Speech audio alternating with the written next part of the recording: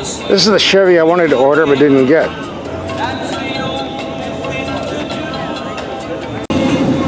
Taking the family out for some cruising.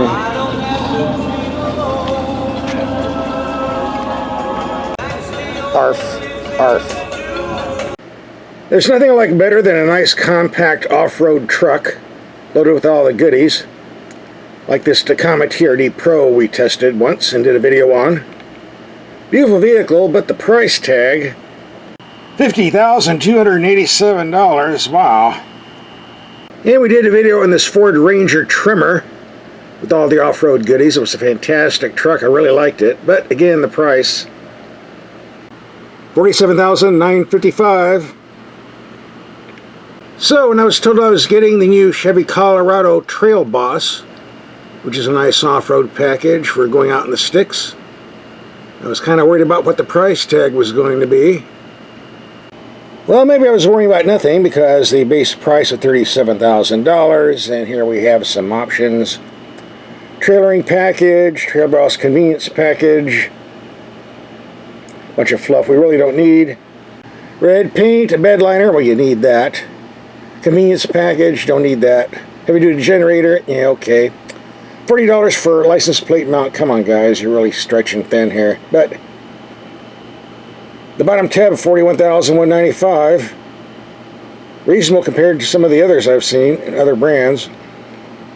Let's see where this thing's made. Oh, made in USA by American. The standard two-wheel drive Colorado is rated at 19 to 23 mpg with the 2.7 liter high output engine. Here it drops to 17 to 21 mpg because of all the big tires and heavy duty stuff that's on it. Slight penalty. So here it is in person. Let's look and see what the Big Boss package gives you. We get a 3-inch wider track for better stability, a 2-inch lift for better ground clearance, 265 by 65 R18 wheels and tires by Goodyear Wranglers. Get a locking differential skid plates down in there somewhere. Heavy duty shocks. The Trail Boss emblems, so everybody knows you spent the extra money. You get 2-wheel drive, 4-wheel drive high for off-road, 4-wheel drive low for off-road, and 4-wheel drive automatic for traction on dry pavement, or wet pavement, as the case may be. And the terrain selection knob, this is hard to see because of glare. You got off-road mode, normal, terrain, tow haul. If you watch our videos, you know we always take the headlights out in the darkest side of the perform and do night driving, and we're going to do that with this. However, this has one of the most unusual headlight control system I've ever seen on a truck. Nobody seems to be talking about it on the YouTube test videos or in the publications that test vehicles. I think you need to know about it because it's very, very odd. Let's take a quick look. On almost any truck on the planet, if you want to turn the headlights on and off, there'll usually be a knob on the lower console or a knob control on the steering column stalk. Here, there's no steering column stalk control, there's no knob control, there's absolutely nothing. So here's the question, how do you turn the headlights on and off? It's clumsy to do if you know how, and impossible to do if you don't know how. I covered this in detail in my headlight test and night drive video, so just go ahead and watch that at the end of this video. Click on it, that way I don't have to repeat myself. And I will say this procedure for turning the headlights on and off is pretty silly, especially for a truck. I don't think a lot of people are going to like it. I certainly didn't. So stay tuned. We'll cover more in the cabin later. First, let's talk about what's under the hood. Now, if you've been following the trends lately, a lot of auto manufacturers are taking non-turbo V6 engines and replacing them with turbocharged 4-cylinder engines. And they're doing that to get better fuel economy numbers on paper.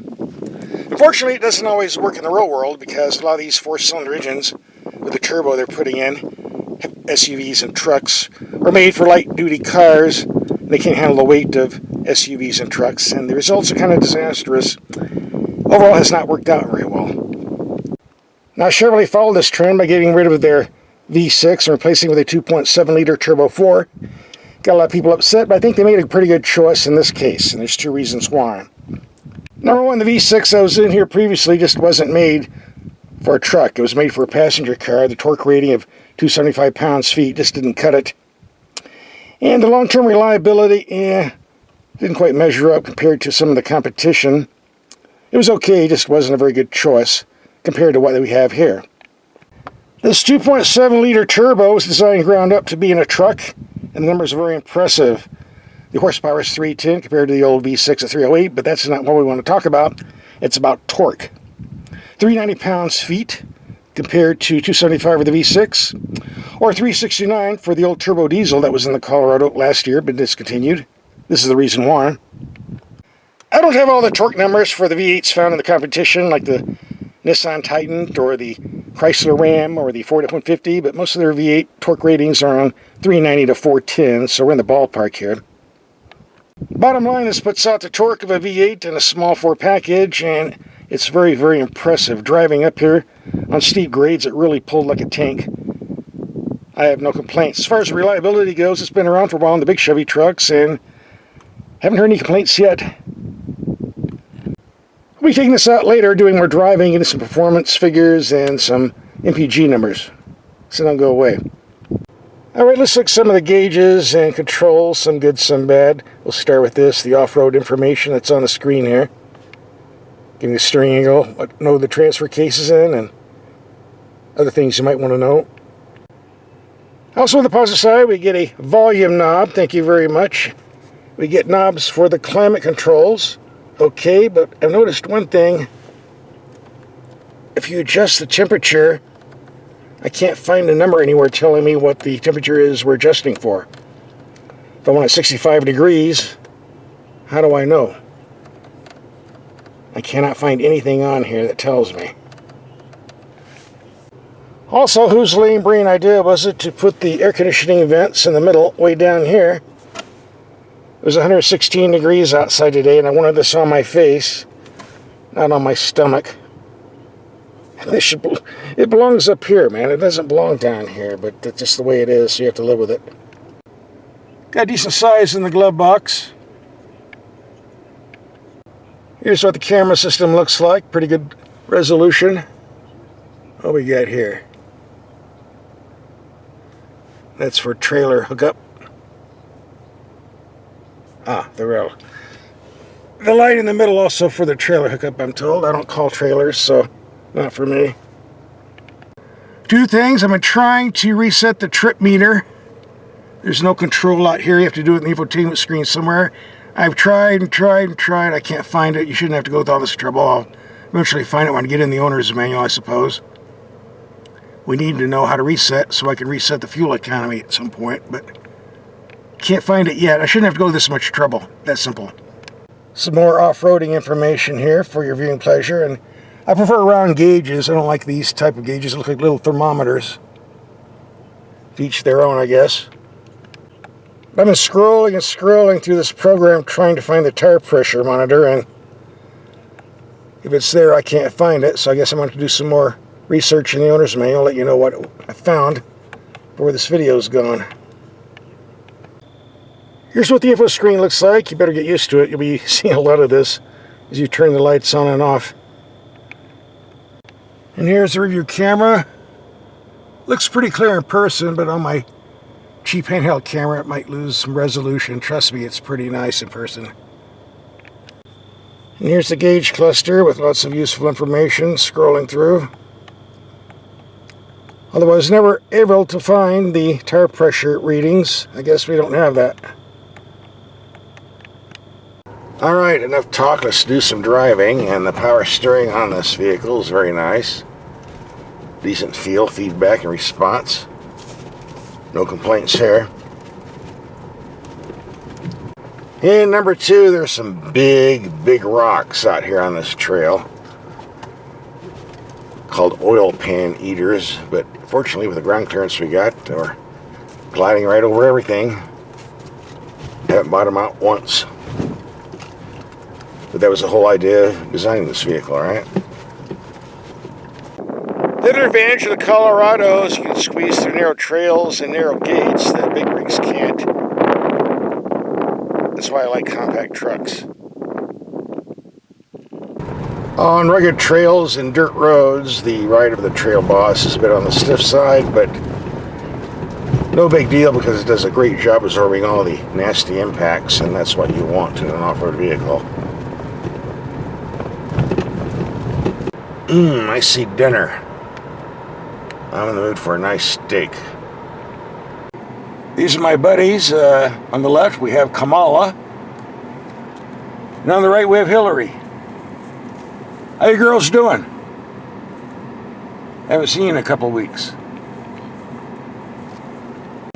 This Trail Boss is a nice highway cruiser, very comfortable to drive. You're sitting high off the ground, you can see everything around you. Yeah, there's a lot of wind noise generated because of the high ride height. You can't get around that, but not too bad. Manageable. Overall, pretty nice. When it comes to climbing steep mountain grades, this motor is definitely champs. Lots and lots of torque at low RPM. Almost like a diesel. Very impressive. Good thing I'm not driving on the other freeway. They're backed up for 7 miles. Poor saps. Alright, let's check out the fuel economy. 100 miles going uphill from 1,200 feet to 5,000 feet. 100 miles of off-roading, 100 miles going downhill. In 20 miles of city driving, 17.0 mpg. Compared to the Toyota TRD I had was 17.2, and the Ford Ranger Trimmer, which was just around 19 after 900 miles of mixed driving. So this is pretty much in the ballpark of its competitors. After much research and pain, I found out how to reset the trip odometer. First, you press this, step number 1. You press vehicle info, press number 2. Press trip number 3. Number 4. Number 5. Number 6. 6 steps instead of having a button and doing it 1, but it is what it is. And now we can see on the left it has been reset. Easy if you know how, but impossible to do if you don't. So what's my take on this 2023 Colorado after a week of driving? Well, I have 3 things to say. Number 1, as far as having the headlight controls and the info screen, you can get away with that in a car, maybe an SUV, not a truck. Truck owners are not going to put up with this. The complaints will be coming on the forums, you wait and see, and eventually I think Chevy's going to have to be forced to put it back on the dash with a real knob like it should be. In spite of the goofy headlight controls, there are 2 good reasons to buy the Colorado, especially the Trail Boss package. Number 1, the 2.7 liter Chevrolet engine we have under here. Getting a small engine with the torque of a V8 is not that big a deal. Other people have done it, like Ford with their 2.7 EcoBoost. Difference is the 2.7 EcoBoost will not fit in a compact truck. This 2.7 will, and it's just perfect for the Colorado. V8 power, decent economy. It isn't being long-term reliable. It's going to be a very, very sweet engine to have. I like it. And the second reason is the price tag. You get a fully equipped off-road truck with a race suspension and skid plates, big tires, etc., etc. For just over 40 grand, it's a pretty good deal compared to the competition I've had. Very good value for the money. Bottom line, this Colorado's been greatly improved over the previous models and definitely worth a look. In case you missed the headlight test and night drive, here's the link for that. And you really want to watch that because the headlight controls on this truck are very, very strange and take some getting used to. So watch the video.